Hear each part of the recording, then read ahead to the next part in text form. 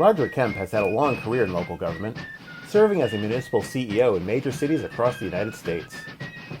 During this time, he taught graduate seminars on both coasts, including stints at the University of Connecticut and the University of New Haven.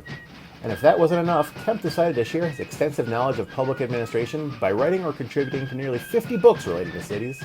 We'd like to welcome Roger Kemp to the Municipal Voice to talk about national best practices and many other things he's learned along the way.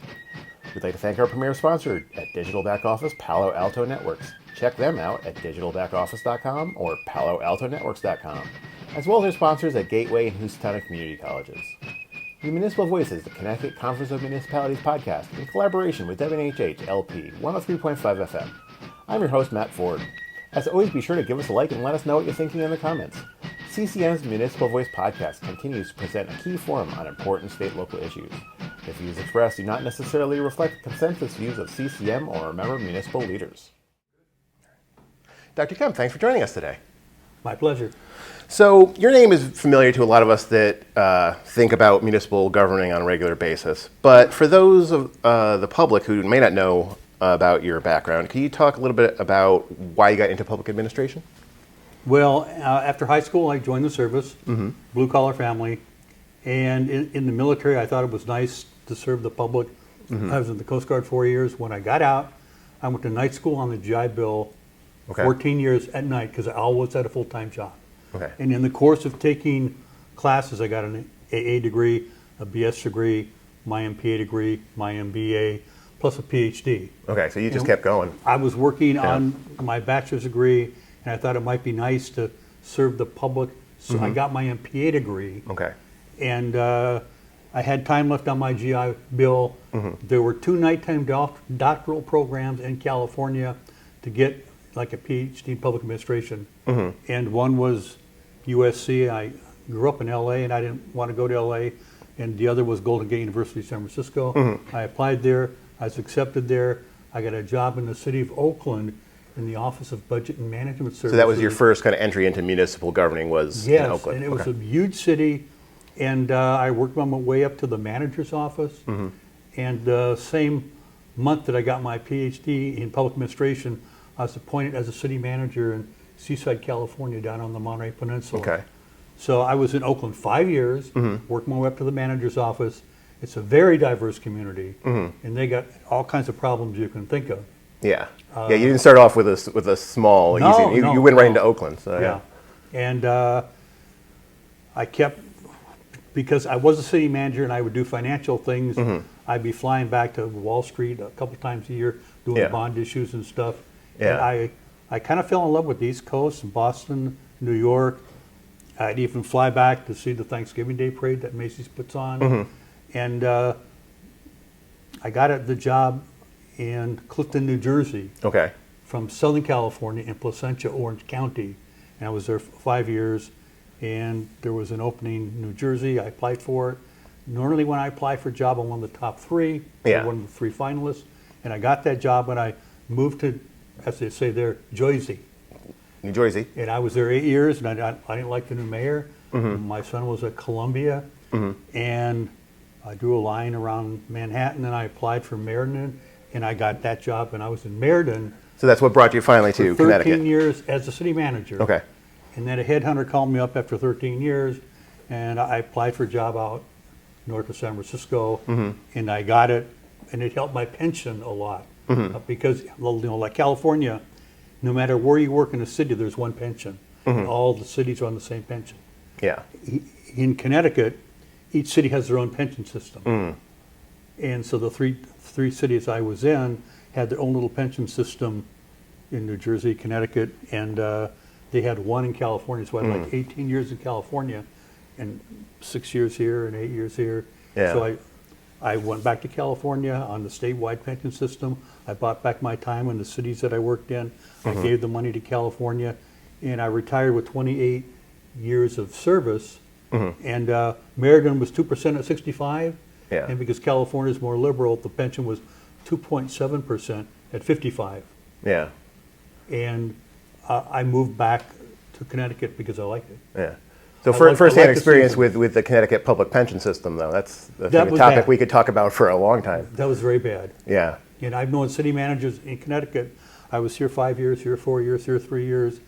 You know, they'll be getting 5 or 6 checks when they retire, and that's not good.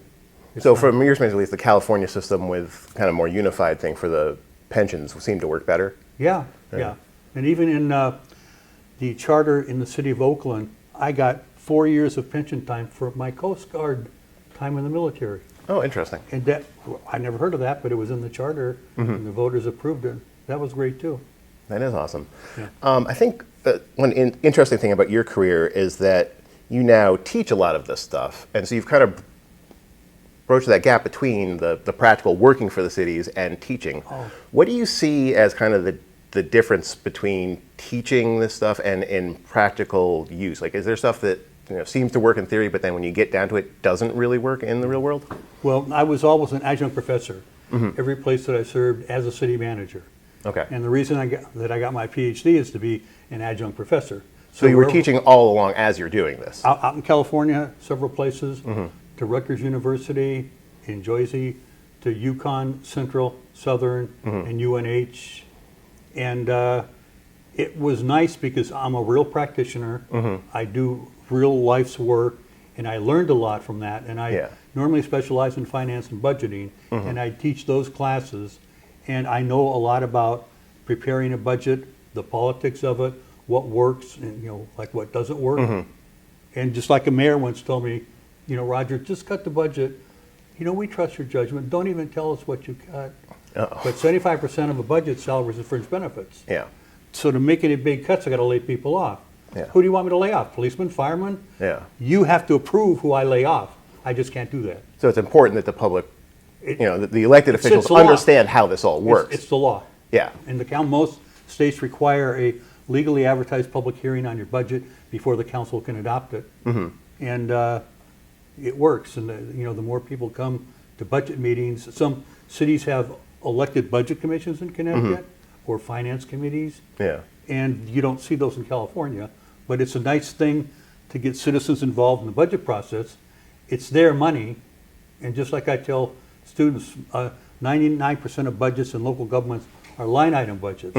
That shows what goes into the budget, the money, the taxes. Yeah. Why don't we show the programs, what citizens are getting for their money? So every place I've worked, each department writes the programs that are provided to the public in the way of services. So the citizens say, here's what we're paying, here's what we're getting. So it's really they can see the value the input in where and the that's output side. And that's logical, and you learn that from working in the trenches. Yeah. So there's a lot of practical things, very political, like I always work with the unions to balance the budget. And, no one ever does that. Yeah. We avoided layoffs by working with the unions, having to work furlough plans, hiring freezes, all kinds of things. And the goal was, I don't want to lay off your union's employees. Yeah. And we worked together, and we always balanced the budget.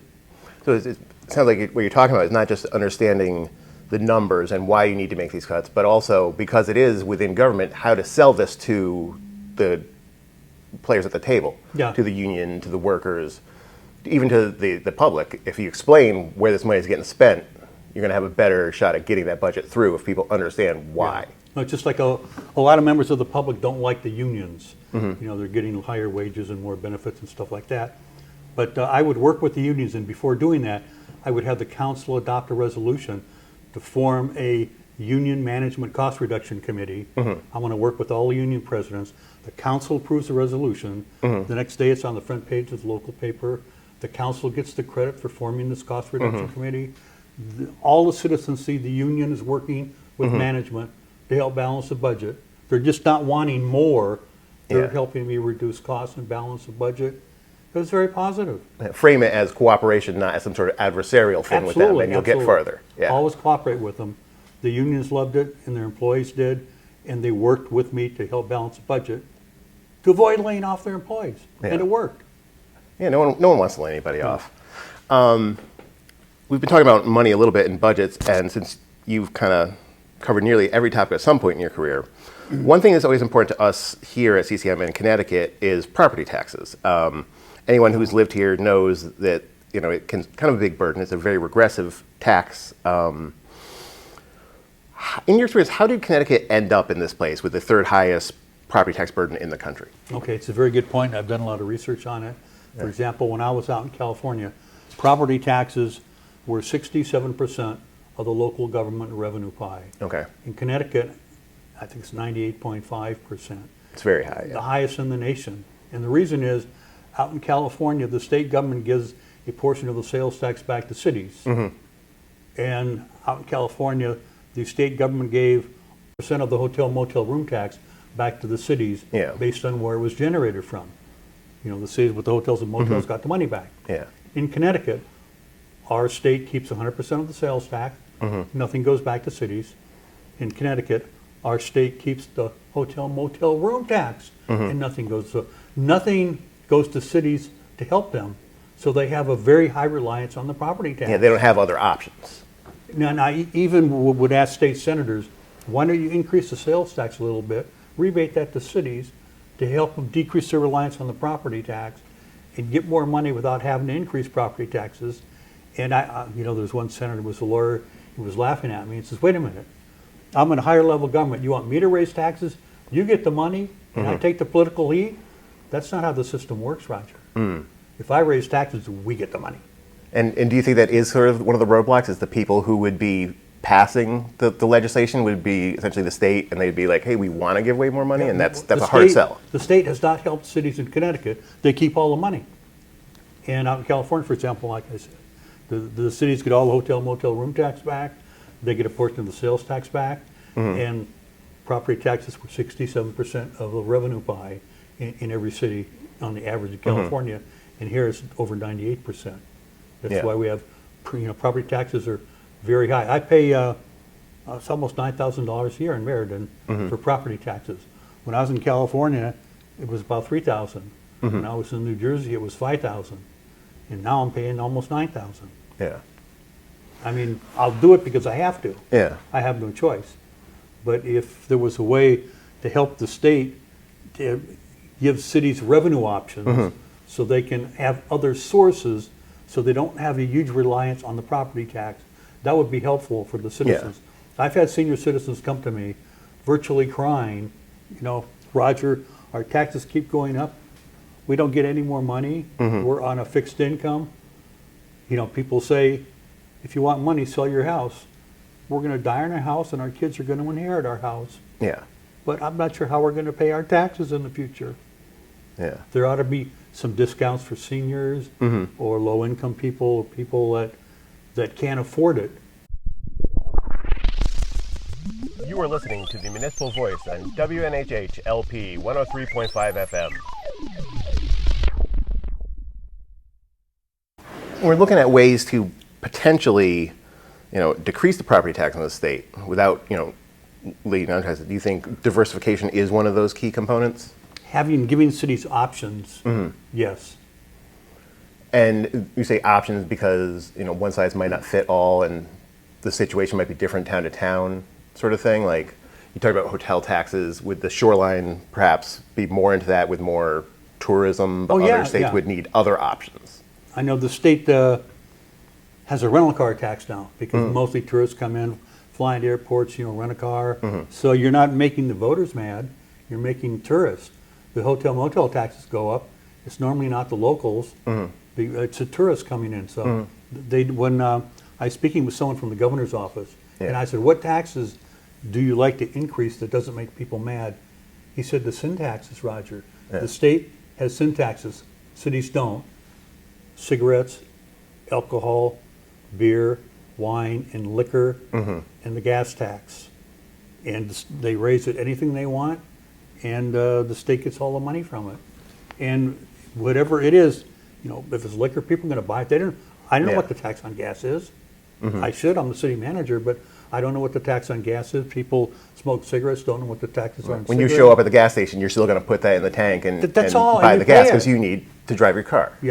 So there should be more revenue options to cities to decrease our reliancy on things that hurt people and take too much of their money. Yeah, and it hurts them, and also it just has that perception too, where if it's the mill rate for the property tax, it's this hard number, and it goes in the news, and it's up one more thing. But like you said, these sin taxes, people pay them all the time. They pay them as they use them. They don't think about it as much, and so it's a much less harder political. They don't even thing know to what get they through. are. They just pay it. Yeah. Yeah. It's like the property tax. Most people get a bill and write a check.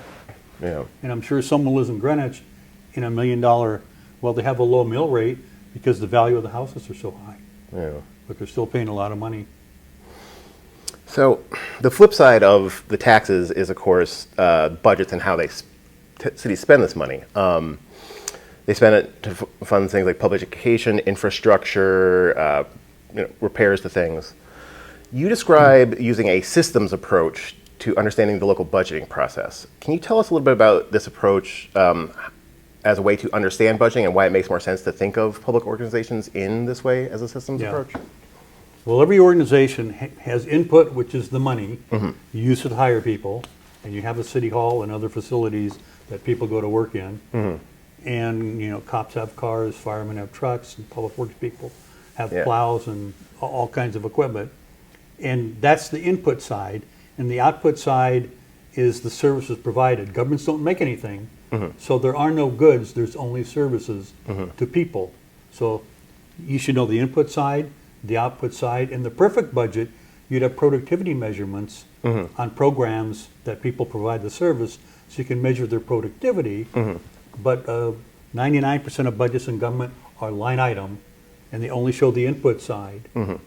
And yet, in every city I've worked in, I show the output side, so people can see here's what I'm paying, here's what I'm getting. Now, no one uses everything, but everyone uses something. Yeah. For example, I've never dialed 911, and I've lived there 20 years. I've never dialed 911. Yeah. But I still, when I walk downtown, that's where they have some of the problems. Most low-income people live. I walk downtown, I see policemen. I feel happy walking. I feel safe walking downtown, even though I live up on the hill in a big house. Yeah, because you pay for those services, I'm and paying for them. yeah, And that doesn't bother me. But it probably bothers other people who don't walk downtown and don't go downtown and just want to stay in their house and not worry about anyone else. So there are people paying for services that they don't use. Yeah. This last year, it was something that no one has had to deal with before, but the budget process went kind of haywire. Towns and cities had to ensure the work was still getting done, budgets were getting passed, but they had to have COVID safety. They had all these new budget measures. Do you think that COVID has made it so that people have to budget differently now? That they have to think about things they didn't have to think about before, expenditures for safety things, being prepared for the next whatever it is? Okay, one of the things I think is kind of weird is that there's more and more public employees, like teachers, working at home. And you don't know, like if you go to City Hall, there's a time clock. They clock in, they clock out. You see them go, you see them come, you see them go. But when they work from home, how many hours a day are they working? You don't know what they're doing, but they're still getting a full paycheck. So it's nice to have people go to work to do what they do. So people, the citizens come talk to them. There's a time clock. You clock in, you clock out. People are getting paid for what they do, and it's documented. When people get paid at home for what they do, you don't know how many hours a day they're working. You don't know what they're doing. So you see that as one of the things that needs to be dealt with if people are going to be working from home, is how do you keep track of that work and that time? Well, I think people need a place to work. And it's nice because you serve the public. You should be there for the public. And city halls should not be closed and people at home. So things are changing and getting back to normal, thank God. And I think that's good. Yeah. And there was one, I was on the news the other night, one school district in Connecticut called Teachers Back to Work. I'm not going to mention a name, but like over 30 teachers called in sick. Day number one of work, because maybe they're used to working at home. They didn't want to go back to work because it's a lot more difficult when you have to go in and people see you for when you go in to when you leave. And it's easier working at home. Or some would argue safer at certain points in this last year too. But certainly it is that being face-to-face is important in serving the public. There was a Zoom session where it was on the news. There was a professor talking to students at home on a Zoom lesson, shirt and tie. And he forgets, he stands up He's wearing underwear. He doesn't have pants on. You can do things at home that you can't do at work. Yeah. And or like we all saw, I think the cat lawyer that showed up for a court hearing on Zoom. There was a fake cat image that the lawyer showed up and he looked like a cat. It was. Oh, is that right? His daughter or someone had turned something on, some filter, and he couldn't figure out how to turn it off. It was one of those ones that went around. You wrote a scholarly article back in 2009 suggesting that no new public services hiring freezes should use one-time revenues. Can you talk about one-time revenues? And this time we're thinking about the American Rescue Plan and how you shouldn't budget based on those one-time revenues. Okay, if you have a one-time revenue, it won't be here next year. Yeah. So you should use it on like a capital project or some a one-time expense. Yeah. You don't want to hire someone because you have money, and the next year the money's not there. You lay them off. You raise the taxes. Most governments would just raise the taxes to get more money to keep the person employed. Yeah. So if you, I remember when I won't mention the name of the city, but they had a multi-million-dollar budget deficit projected for the next year. And when I checked out their budget, they had a 20% reserve. And I told the mayor, most cities in America have an 8 to 12% reserve. And you even get a AAA bond rating with a 10% reserve. Why do you have a 20%? And he says, it's none of your business, it's what we want. Okay. And I went on the National City Manager website, the National Finance Director website, and I downloaded, everyone recommends professionals all over the U.S., financial people, like a 10 to 12% reserve. That would be healthy, and I gave that all to the mayor, and 24 hours later, he changed his mind and told me to use the multi-million dollars they had in reserve funds they didn't need to balance the budget. But that wasn't a one-time thing because that was already there, right? That was there. So that wasn't budgeting on a one-time thing. That was money that was already there, and you just figured out how to utilize it better. Yeah.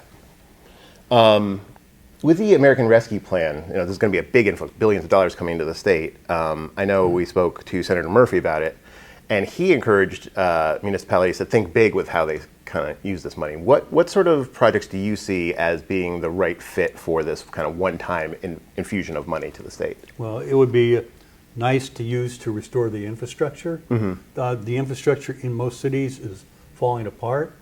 Nationally, the public infrastructure, the roads, the streets, the sidewalks, bridges, has a grade of a D-. Okay. And things are falling apart. That's the entire country? On the average for the entire country. Things are falling apart, but most of the funds used to build the infrastructure were federal and state funds. Cities generally don't have the money to do it. Plus, in a whole bunch of states, there's state roads, county roads, and they go through cities. And cities have never had the funds or legally had to require to maintain those. So if you could use some of the money to enhance the infrastructure. Yeah. Some schools are getting old, bridges are getting old, and if you could put money back in the infrastructure, that would upgrade our cities and the ability of people to travel around, and that would be nice. Yeah. So that influx used to fix up those things that you will then have that school, that road fixed up for years to come. Yeah. Yeah, so that using that influx now will continue to pay dividends in the future. Yeah. We'd like to thank our guest, Dr. Roger Kemp. I'd like to thank our premier sponsors, Digital Back Office Palo Alto Networks, who you can check out at digitalbackoffice.com and paloaltonetworks.com, as well as our sponsors Gateway Community College and Housatonic Community College. Learn more at gatewayct.edu and housatonic.edu. The Municipal Voice is a co-production by CCM and WNHH 103.5 FM. Kevin Maloney is our executive producer, Christopher Gilson is our producer, Harry Draws on the board, and I'm Matt Ford, your host. Be sure to check out our Facebook page and give us a like, and watch out for our CCM chat series on our YouTube page.